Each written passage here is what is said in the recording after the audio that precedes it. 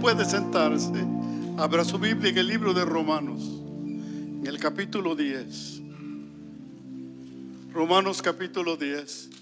Yo estaré leyendo la nueva traducción viviente, que dice de la siguiente manera: pues todo el que invoque el nombre del Señor será salvo. Pero ¿cómo pueden ellos invocarlo para que lo salve si no creen en Él? ¿Y cómo pueden creer en Él si nunca han oído de Él? ¿Y cómo pueden oír de Él a menos que alguien se lo diga? ¿Y cómo irá alguien a contarles sin ser enviado? Por eso las Escrituras dicen: qué hermosos son los pies de los mensajeros que traen buenas noticias. Oramos.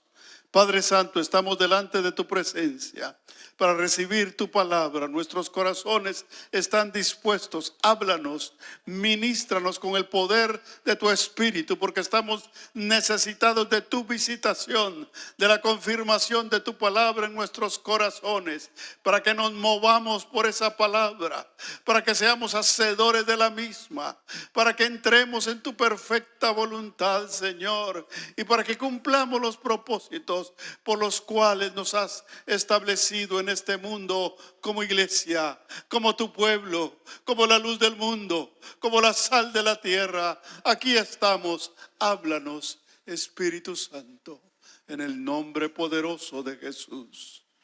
Amén. Gloria a Dios. La Biblia dice que todo aquel que invoca el nombre del Señor será salvo.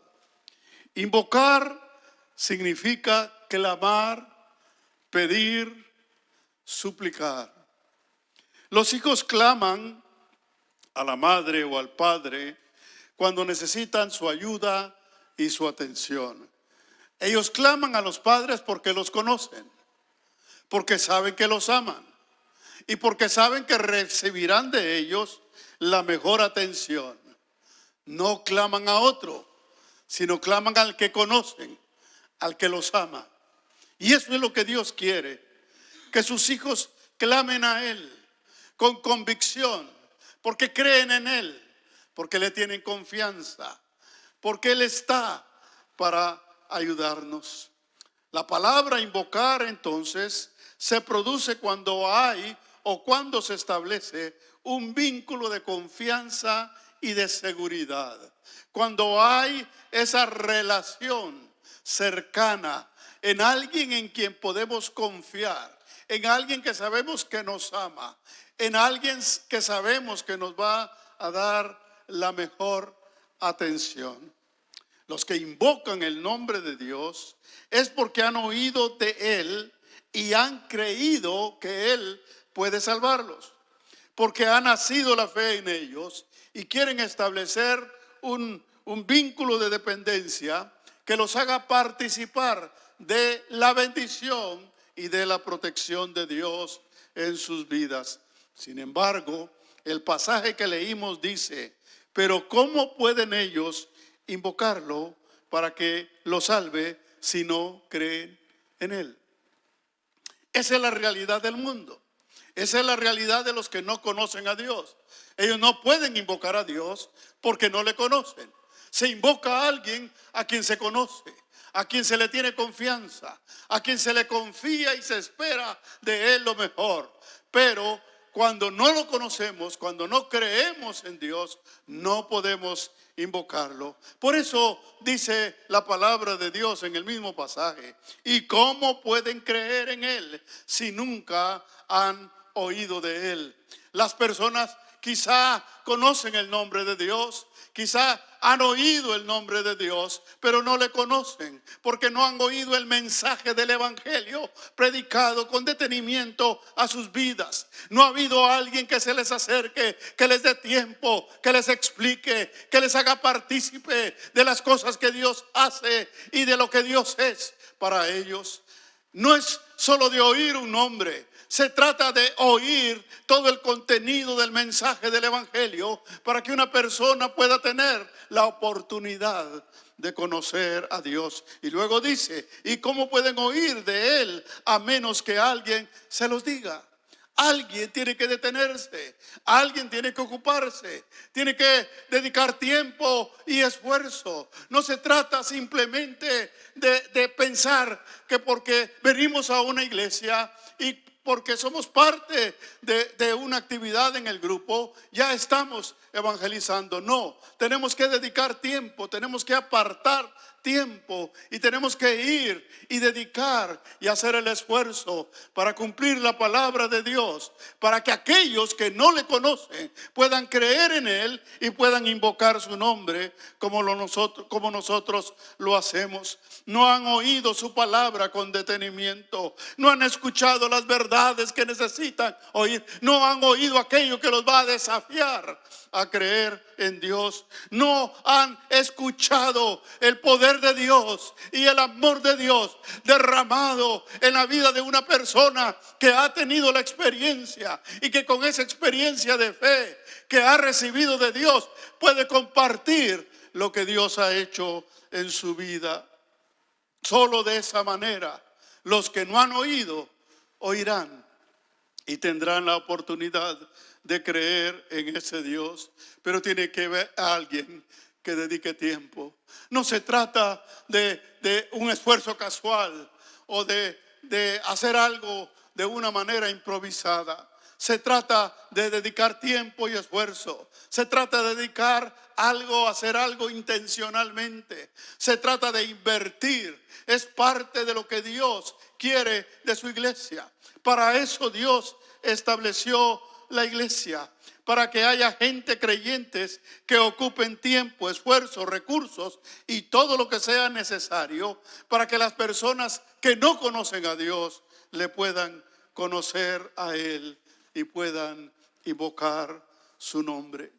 Para eso estableció Dios la iglesia, para que el evangelio se predique sistemática e intencionalmente, para que el evangelio se predique de una manera contundente, de una manera activa y de una manera permanente a los perdidos. Por eso la iglesia establece formas para que sus miembros que ya creen en Él y que ya invocan su nombre, compartan, vayan a dar testimonio de su fe a aquellos que no conocen a Jesucristo como su Salvador. Es parte de nuestra responsabilidad, es parte de nuestra tarea. A veces los creyentes creemos que con venir a la iglesia ya cumplimos, que con asistir al grupo ya cumplimos, que con cumplir con nuestros privilegios ya cumplimos. Está bien, eso es bueno y es necesario, pero déjeme decirte una cosa: aunque tú vengas a la iglesia y aunque tú participes y cumplas tus privilegios, seguirán habiendo muchos vecinos y muchos amigos que no han oído el nombre poderoso de Jesucristo, que no han sabido de sus maravillas, que no han sabido lo que ha hecho en tu vida personal, la transformación, el cambio, la esperanza, la alegría y el sentido que le ha dado a tu vida. Tienen que oírlo de ti para que sepan que Dios es real, que tu vida es un ejemplo y un testimonio de lo que Dios hace en la vida. Para eso somos enviados. Para eso la iglesia se encarga de enviarnos y de pedirnos que visitemos a los amigos, que les dediquemos tiempo y esfuerzo. Vale la pena cuánto tiempo ocupamos en cosas que no edifican, que quizá nos benefician de una manera personal, pero que no nos hacen cumplir con nuestro ministerio y con nuestra misión de predicar el evangelio. Para eso somos enviados, como dice la palabra. ¿Y cómo irá alguien a contarles sin ser enviado?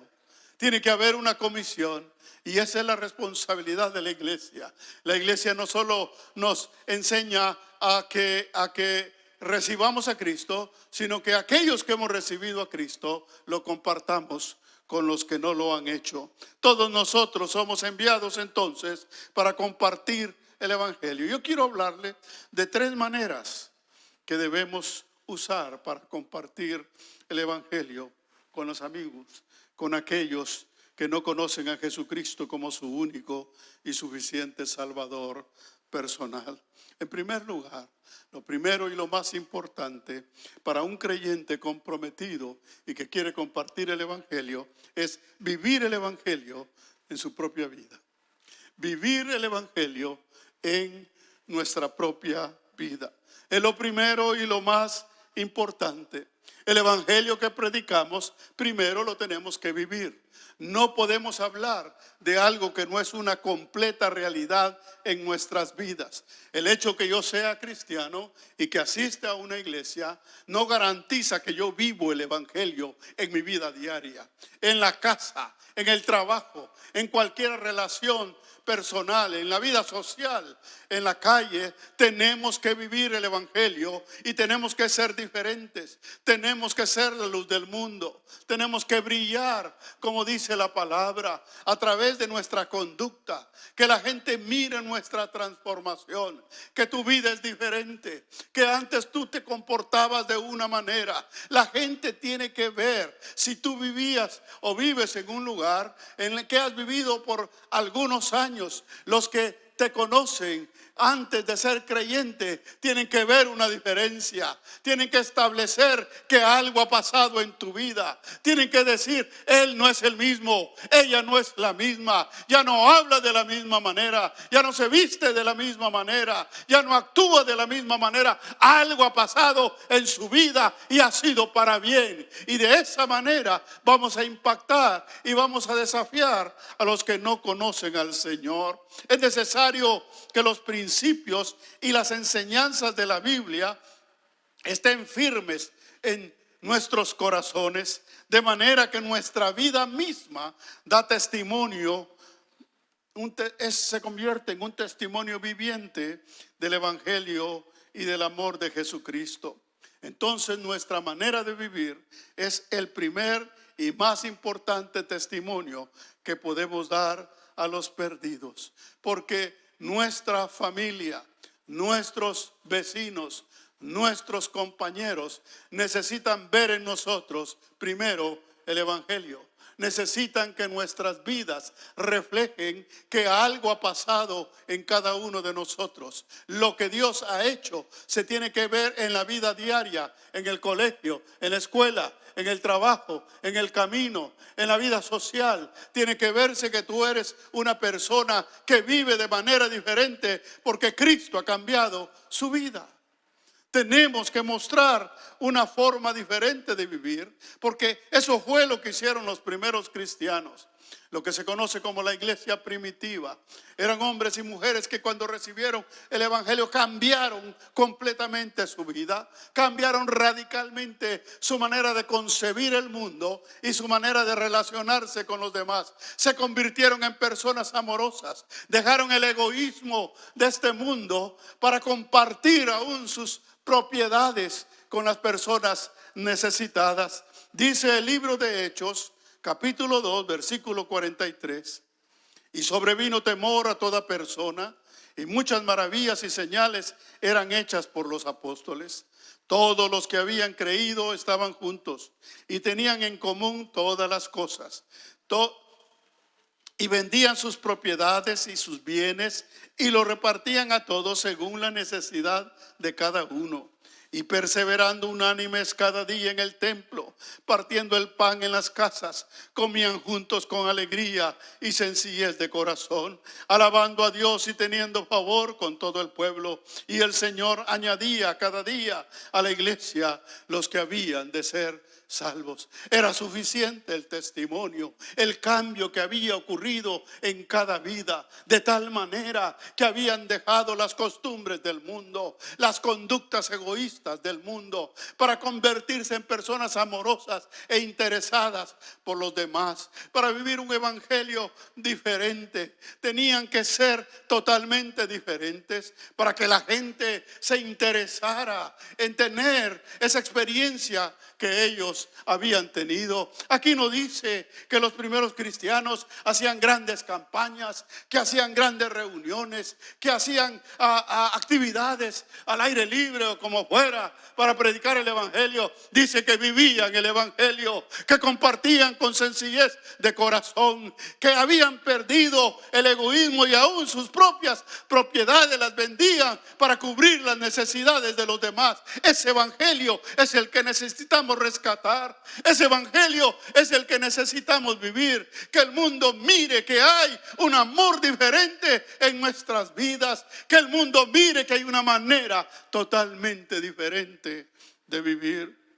Un creyente que no conduce su vida conforme el evangelio de Jesucristo no solo no agrada a Dios, sino se convierte en una excusa para que los que no conocen a Dios digan: yo no quiero ser como ese. Se convierten en piedras de tropiezo porque no ven una vida diferente, porque les miran el mismo egoísmo, la misma envidia, el mismo celo, las mismas costumbres, quizás hasta las mismas palabras, quizás hasta las mismas expresiones de los que no conocen a Dios. El cristiano tiene que pensar diferente, hablar diferente, actuar diferente, bajo el temor de Dios y bajo la guianza bendita de la palabra de Dios. La palabra de Dios tiene que cobrar vida a nuestros corazones, tiene que saltar para que yo diga: esto es para mí. Tengo que ponerlo por obra, tengo que vivir el evangelio, tengo que mostrar que Cristo está en mi corazón. La vida de un cristiano tiene que ser diferente, tiene que hacer la diferencia, tiene que notarse en la escuela, en los estudios, en el trabajo, en los lugares donde nos reunimos. Tiene que ver que somos diferentes. Los que no conocen a Dios tienen que ver el evangelio brillando en nuestras vidas para que deseen creer en Él. No van a ser desafiados de otra manera.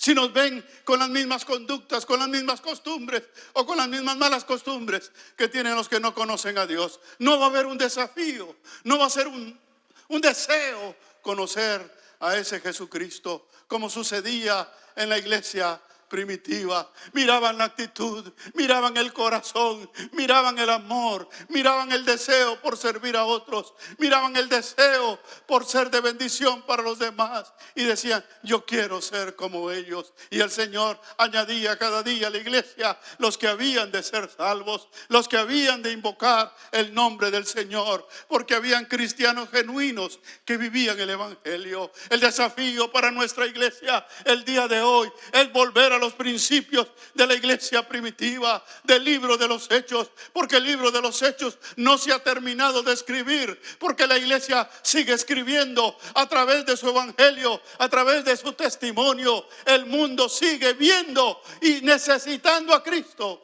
y solo la iglesia, los creyentes, lo podemos mostrar. Dice Mateo capítulo 5 versículo 16: así alumbre vuestra luz delante de los hombres, para que vean vuestras buenas obras y glorifiquen a vuestro Padre que está en los cielos. Así alumbre vuestra luz delante de los hombres. Así alumbre vuestra vida delante de los demás. En cualquier situación, en las situaciones cotidianas de la vida diaria, tenemos que vivir el evangelio. Tenemos que pensar lo que hacemos, pensar lo que decimos. Cuando alguien nos ofende, tenemos que pensar cómo reaccionamos, porque nuestro testimonio está en juego, porque es en los problemas diarios, en los problemas y dificultades de la vida diaria, es donde se ve si alguien está verdaderamente transformado o sigue actuando de la misma manera que cuando no conocía al Señor. Entonces el primer esfuerzo que tiene que hacer el creyente en la evangelización de los perdidos es cuidar su testimonio personal, aún delante de su propia familia, Los hijos tienen que ver que el padre vive el evangelio. Los hijos tienen que ver que la madre es diferente en sus reacciones, en su manera de actuar, en su manera de tratarlos, en su manera de conducirse. El evangelio tiene que ser vivido, si no lo que estamos haciendo es siendo religiosos y dando un mal ejemplo y un mal testimonio. El mundo está cansado de religión, el mundo está cansado de ritos, el mundo quiere ver vida diferente, formas diferentes de conducta que desafíen a la gente, al indolente, al incrédulo, a las personas que no creen. Tienen que ver cambios radicales en nuestras vidas para que sean desafiados y conozcan al único Dios verdadero a través de nuestra manera de vivir. La gente no lee la Biblia, la gente no asiste a las iglesias, la gente no conoce de Dios, pero está viendo a los cristianos. Todos los que no conocen a Dios y tienen un familiar o un vecino cristiano, están observando. Somos cartas leídas delante de la gente. Cada cosa que hacemos, cada error que cometemos lo contabilizan, porque saben que se convertirá en una excusa para que ellos sigan igual. Pero aquel creyente que ha cambiado, que ha sido transformado por el poder y por el amor de Jesucristo, va a ser un desafío para los que no conocen al Señor. El apóstol Pablo le dice a los creyentes en Corintios que ellos son la evidencia, el testimonio de la fe de los apóstoles. En 2 Corintios capítulo 3 versículo 2 dice: nuestras cartas sois vosotros, escritas en nuestros corazones, conocidas y leídas por todos los hombres. No está hablando de cartas literales, está hablando de la vida de los cristianos que está expuesta ante todos los hombres, y que todos los demás ven estos hombres que han sido cambiados, estas mujeres que han sido transformados, este pueblo diferente que empezó a convulsionar el mundo entero, que empezó a revolucionar la manera de conducirse y la manera de pensar. Cuando el pueblo de Dios, cuando los cristianos empezaron a vivir el verdadero evangelio, el mundo fue transformado, el mundo fue conmovido, pero eso ha cambiado. El día de hoy hemos caído en la apatía, hemos caído en la falta de fe, hemos caído en la influencia del liberalismo, hemos caído dominados por los medios sociales, y nuestra conducta ya no responde a esta bendita palabra. Pero tú y yo somos hijos de Dios, llamados a vivir por la palabra de Dios y por el evangelio de Jesucristo. En primer lugar, entonces, vivir el evangelio, esforzarnos por nuestro testimonio delante de nuestra familia, delante de nuestros vecinos y delante de todos los que nos rodean. En segundo lugar, manifestar de manera real el amor de Dios hacia los demás. Vivimos en un mundo o que es indolente o que es egoísta y que no comparte lo que tiene. Cada quien se cuida a sí mismo. Cada quien piensa únicamente en sí mismo. Vivimos en un mundo de desigualdades sociales. Vivimos en un mundo de injusticia, donde cada quien se cubre en la medida de sus posibilidades. Pero no pensamos en los demás. No estamos pendientes de las necesidades de otros, porque estamos muy pendientes de nuestras propias necesidades. Pero el evangelio es diferente. El evangelio es para pensar en los demás y no solo en nosotros. Jesucristo nos dio el ejemplo. La Biblia dice que el Hijo del Hombre no vino para ser servido, sino para servir y para dar su vida en rescate por muchos. Nosotros hemos sido puestos en este mundo para pensar en otros, para ayudar a otros, para transmitirles el amor de Dios de una manera real y no de una manera teórica. El evangelio es la práctica del verdadero amor en el mundo que no conoce el amor de Dios. El amor que el mundo manifiesta no es el verdadero amor, es un amor egoísta, es un amor interesado, es un amor mezquino que no permite que las personas dediquen lo que son y lo que tienen para otros, únicamente para los suyos. El amor de Dios tiene que ser asimilado por los demás hasta que es visto, no en teoría, no en la boca, sino en hechos, en acciones que muestren que amamos a los demás, especialmente a los necesitados. Vivimos en un mundo plagado de egoísmo y de indolencia, un mundo lleno de diferencias económicas, en donde unos tienen posibilidades y otros no tienen. Y nosotros, como hijos de Dios, en medio de cualquier situación, somos un pueblo bendecido, somos un pueblo redimido, somos un pueblo que la mano de Dios está con nosotros. Dios nos abre puertas, Dios nos abre trabajos, Dios nos da inteligencia, nos da sabiduría y nos da gracia para con los hombres, para bendecirnos, porque Él quiere que a través de nuestra bendición nosotros bendigamos a los demás, especialmente a los necesitados. Y nos lo dice, y nos lo recuerda la palabra de Dios en Hebreos 13:16. La nueva versión, la nueva traducción viviente dice: y no se olviden de hacer el bien, ni de compartir lo que tienen con quienes pasan necesidad. Estos son los sacrificios que le agradan a Dios. Aquí hay dos cosas importantes. No se olviden de compartir lo que tienen. Dios no nos está pidiendo que demos lo que no tenemos, sino de lo que tenemos. Siempre habrá alguien más necesitado que nosotros. Siempre habrá alguien a que le podemos ver su necesidad y compartir de lo que Dios nos ha dado.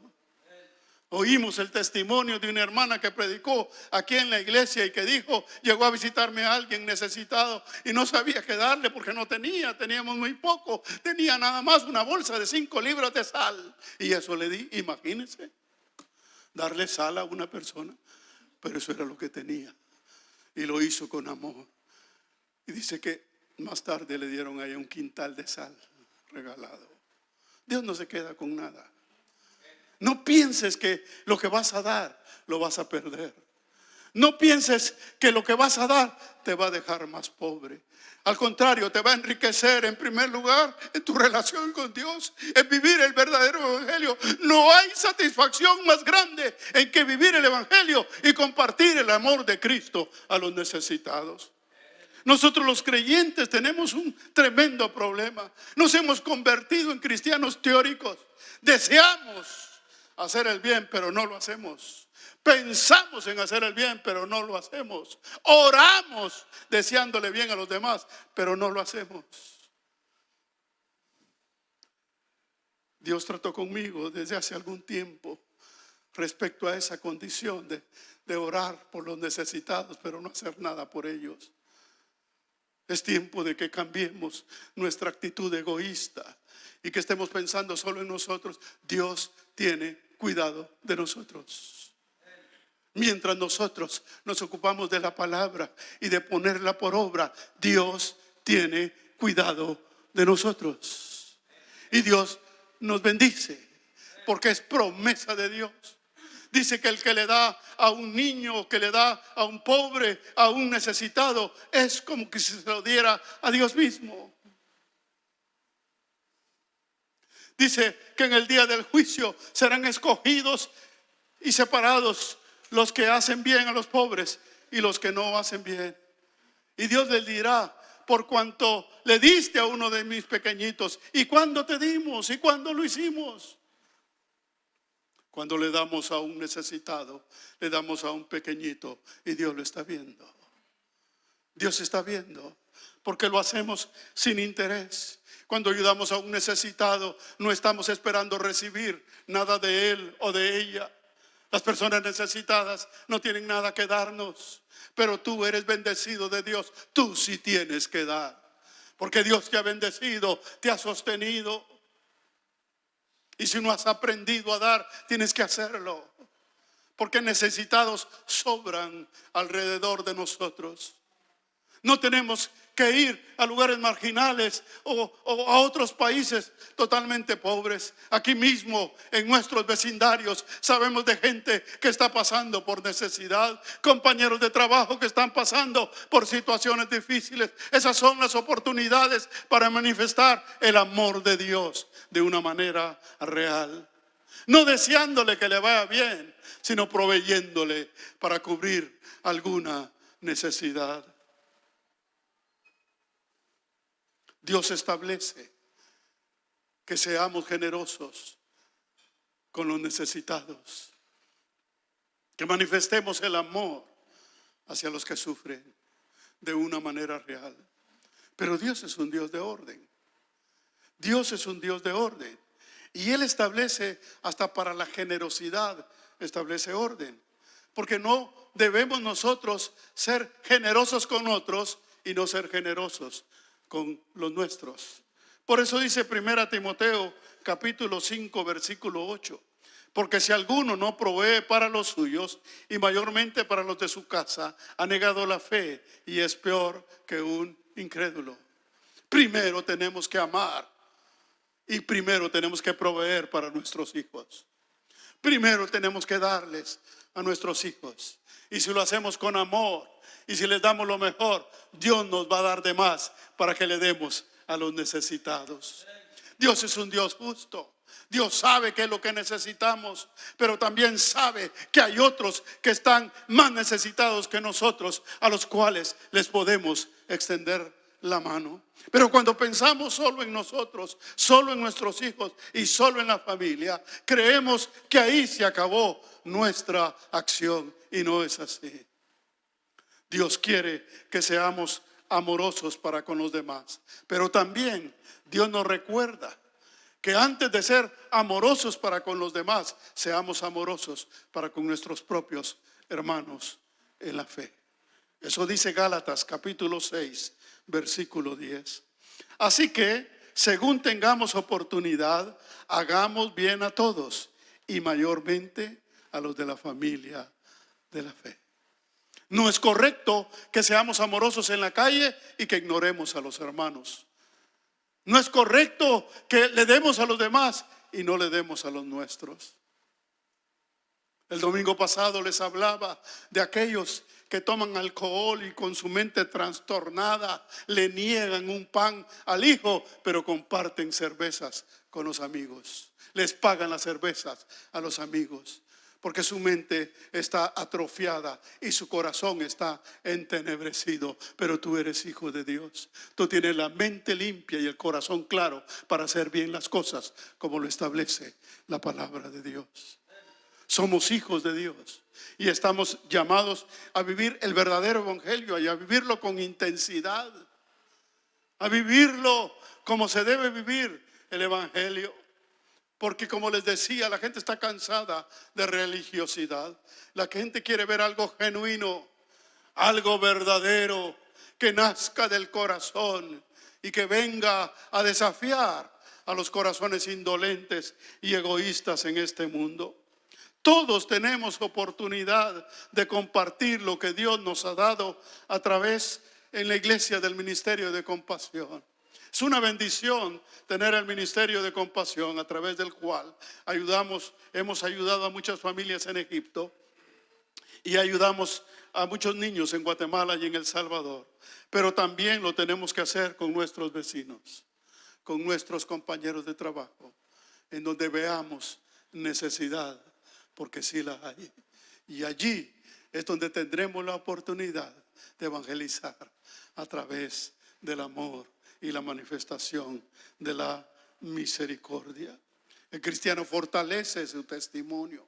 No hay cosa más preciosa que agradar a Dios. No hay cosa más preciosa que darle a alguien sin interés, sin esperar recibir nada de esa persona. Eso es manifestar el verdadero amor de Jesucristo. Y a la vez es manifestar que ya no somos dominados por el egoísmo que prevalece en este mundo. Predicar el evangelio a los perdidos es compartir lo que uno es y lo que uno tiene con los demás. compartir lo que uno es y lo que uno tiene con los demás. Hace unos meses estuve en México, en Michoacán, y estuve en la casa de unos pastores. Y estando ahí, llegó la hora del almuerzo y pues obviamente me invitaron a la mesa a comer.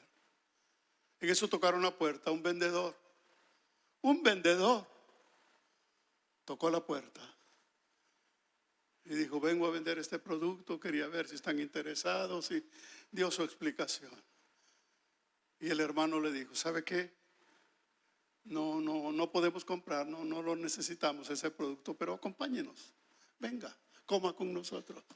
A un desconocido lo entraron a la mesa y le dieron de comer lo mismo que me dieron a mí y lo mismo que comieron. Eso es manifestar el amor de Dios. Usted no sabe cuánto tiempo andaba ese hombre en el sol queriendo vender y no había vendido, y con hambre. Pero un hijo de Dios puede hacer la diferencia si lo desea. Si está en su corazón: no, yo no puedo, no, yo no tengo dinero, yo no gano lo suficiente. Esas son excusas y mentiras del diablo. Todos nosotros somos bendecidos para bendecir, si lo deseamos hacer. Y si verdaderamente queremos manifestar el amor de Dios, lo podemos hacer y lo debemos hacer. En primer lugar, vivir el evangelio. Nuestra manera de vivir es la mejor predicación del evangelio. En segundo lugar, compartir el amor de Dios con los demás, especialmente con los necesitados. Y en tercer lugar, compartir lo que Dios es y lo que Dios ha hecho en nuestras vidas. Compartir lo que Dios es y lo que Dios ha hecho en nuestras vidas. El evangelio se llama Buenas Nuevas. Usted sabe, en inglés a las noticias le dicen news. Bueno, el evangelio son good news.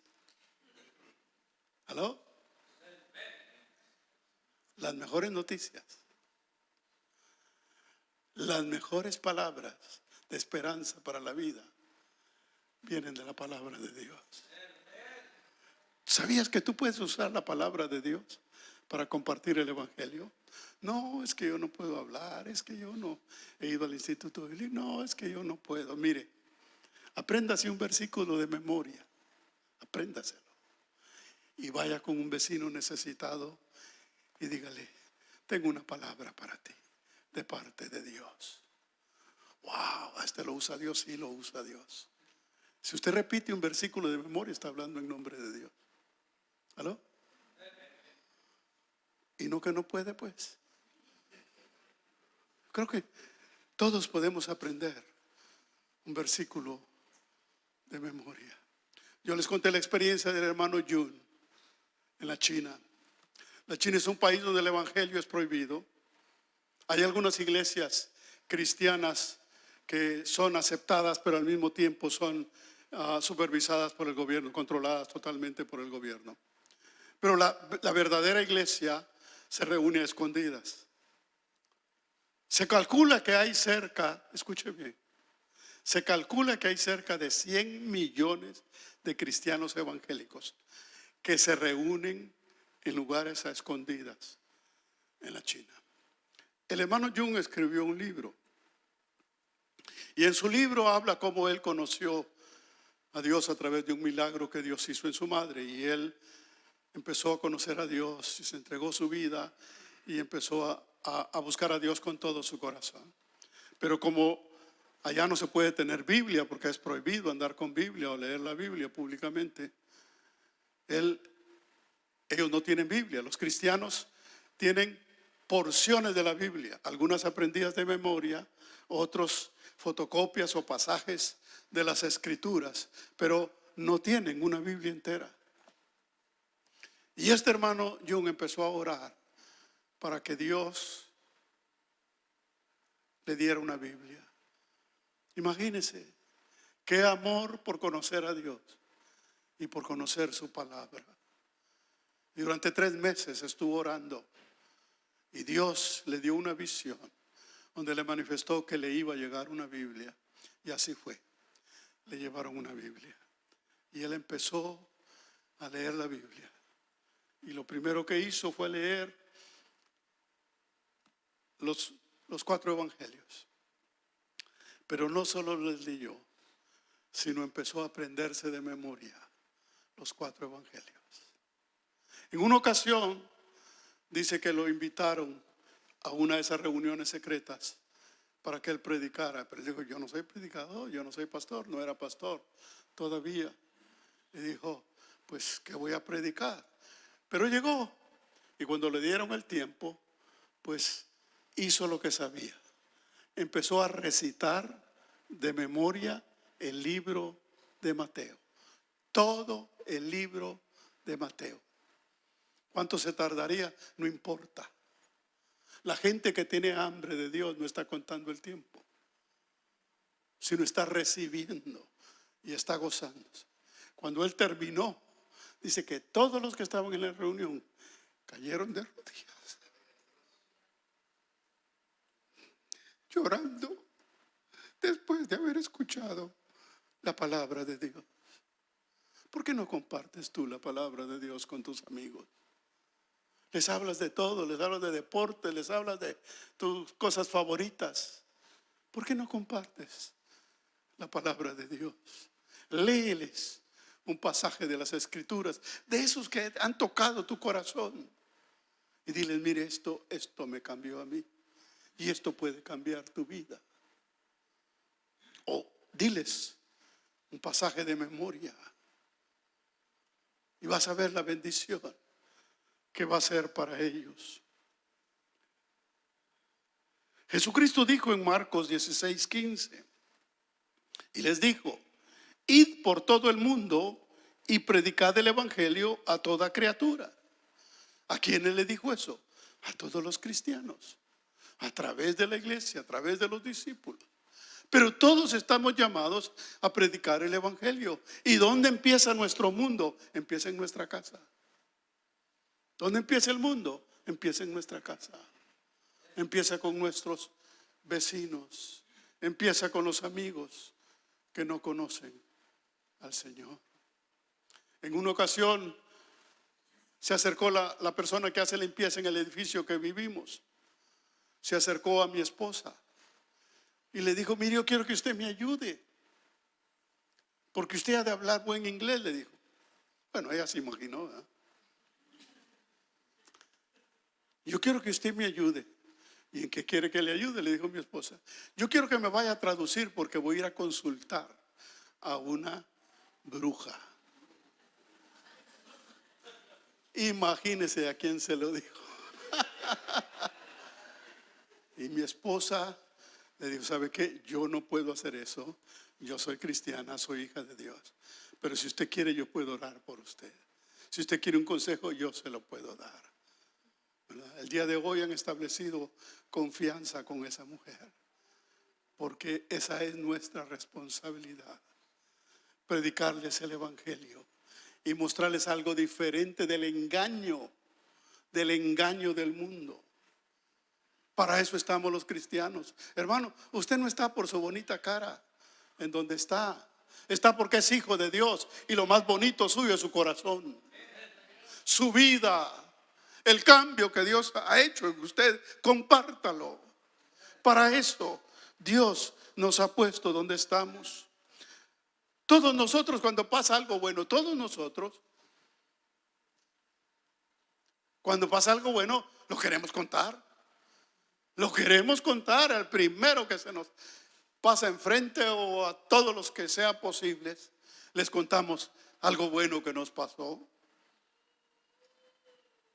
Sin embargo, muchas veces callamos lo que Dios ha hecho en nuestras vidas. ¿O no ha hecho algo bueno Dios en tu vida? Tantas cosas buenas que ha hecho Dios con nosotros. Empezando con tu testimonio personal, lo que Dios hizo en tu vida. Ese es un testimonio vigente. Quizá unos ya lo oyeron, pero hay otros que no lo han oído. Es algo que no debes dejar de compartir, lo que Dios hizo en tu vida. Porque eso puede tocar el corazón de otros. Eso puede cambiar la vida de otros. Todos nosotros escuchamos noticias, escuchamos la televisión, los medios sociales. Escuchamos de todo. Palabras de hombres, ideas, opiniones, comentarios. Muchas cosas que no nos edifican. Muchas cosas que no son buenas. Muchas cosas que no nos ayudan. Y sin embargo nosotros nos callamos al hablar del amor de Dios. Nosotros tenemos las mejores noticias. Nosotros tenemos la mejor esperanza para el mundo. La palabra de Dios cobra vida cuando se predica con amor y con poder. Cobra vida de una manera increíble. Cuando tú lees la Biblia y estás cargado, estás necesitado, y vas y oras y lees la Biblia salta. Yo lo he sentido literalmente con esa palabra que vino justo a mi necesidad, justo en el momento en que más lo necesitaba. Dios nos habla a través de la palabra y le puede hablar a otros también a través de la bendita palabra.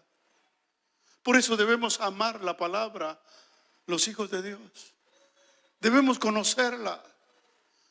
Porque la palabra de Dios es vida y primero esa vida tiene que saltar en nuestros corazones. Si no, no tenemos nada que compartir. Por eso me gusta usar Biblia, así, libro, en lugar de la aplicación. Está bien si le gusta la aplicación, pero esta Biblia cuando yo la puedo acariciar, me fascina acariciar la Biblia.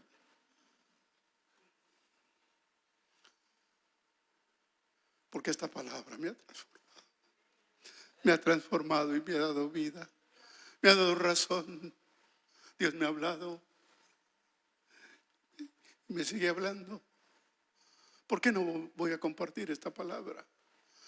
¿Por qué no nos cansamos de predicar el evangelio? Porque Dios ha sido bueno. Y por lo tanto nosotros no podemos quedarnos con eso. Tenemos que compartir lo que somos y lo que tenemos. Mateo 24:35 dice, la Nueva Traducción Viviente: el cielo y la tierra desaparecerán, pero mis palabras no desaparecerán jamás. Esta es la palabra de vida. Esta es la palabra eterna. Esta es para compartir la palabra de Dios. Nosotros tenemos ahora tantas maneras y tantos medios de compartir la palabra de Dios. Los jóvenes, por ejemplo, se comparten aplicaciones en su teléfono. Ya tienes tal app. Ah, no, mira, pum. A mí me dijo una señora en McDonald's: usted no tiene McDonald's, présteme su teléfono, pum, y me lo puso. Ya lo tenía ahí. No lo uso, pero lo tengo. ¿Por qué no vas con tu amiga y te dice: mira, te voy a enseñar la mejor aplicación que puedes tener en tu vida? Te voy a enseñar la mejor aplicación para tu vida. Y pum, pide el teléfono y ponle la Biblia. Y muéstrale cómo tú la usas. ¿Quién sabe si no en una noche de problemas acuda a esa Biblia y Dios pueda cambiar su vida? Comparte la palabra de Dios, porque tus experiencias y tus ideas y lo que tú eres, eso sí lo comparte. Ay, fíjate que a mí para mi cumpleaños, y fíjate que me dieron esto, y fíjate. Comparte la palabra, no compartas tus vanidades. Comparte la palabra de Dios. Porque hay gente que habla tanto de ella. ¿Qué tiempo va a tener para hablar de Dios? ¿De qué hablaban los discípulos cuando fueron llenos del poder del Espíritu Santo? Ay, fíjense que yo estuve en tal lugar y yo estuve en otro y yo estuve... No, hablaban las maravillas de Dios. porque lo tenían en sus corazones, porque el Espíritu Santo los había llenado y los había satisfecho y no tenían otra cosa que decir. Ustedes ya saben, ya lo hemos comentado aquí, que cuando yo conocí a mi esposa, yo era hijo de pastor, pero andaba medio torcido, pero lo único que tenía en mi mente y en mi corazón era la palabra de Dios que me habían enseñado. Y cuando yo conocí a mi esposa, le empecé a hablar de la palabra de Dios. Y a la mujer le gustó. Le gustó que yo le hablara de Dios. Y terminamos juntos. Pero ¿de qué le hablé? ¿Y qué fue a ella lo que le gustó de mí? Ah, que mi personalidad, que... No, ella me lo dijo claramente. La palabra de Dios que me hablabas. Ya después Dios haber hecho algún otro milagrito, ¿verdad? Para que... Pero todo empezó hablando las cosas de Dios, porque era lo que había en mi mente y en mi corazón. Dios nos juntó para que yo compartiera la palabra de Dios en su vida y ella recibiera a Cristo como su Salvador. Si nosotros no les hablamos, no van a invocar el nombre del Señor, porque no creen, porque no han oído, porque no hay quien les hable, porque no son enviados. Pero yo puedo decir que en esta iglesia sí somos enviados. Predicar el evangelio es de una manera sistemática, intencional y seria. Por eso las evangelizaciones se tienen que programar. ¿A quién vamos a ir a visitar? ¿A quién vamos a evangelizar? ¿De qué le vamos a hablar? ¿Qué le vamos a compartir? ¿Qué pasaje le vamos a leer? Tiene que haber intencionalidad. Tiene que haber disposición y tiene que haber oración para que Dios nos dé el respaldo de su Espíritu, nos dé discernimiento y nos permita predicar el evangelio. Primero, a través de nuestra conducta, de nuestra manera de vivir. Luego, a través de nuestra manifestación de amor a los demás, especialmente a los necesitados. Y luego compartiendo lo que Dios es y lo que Dios ha hecho en nuestra vida. Pongámonos de pie.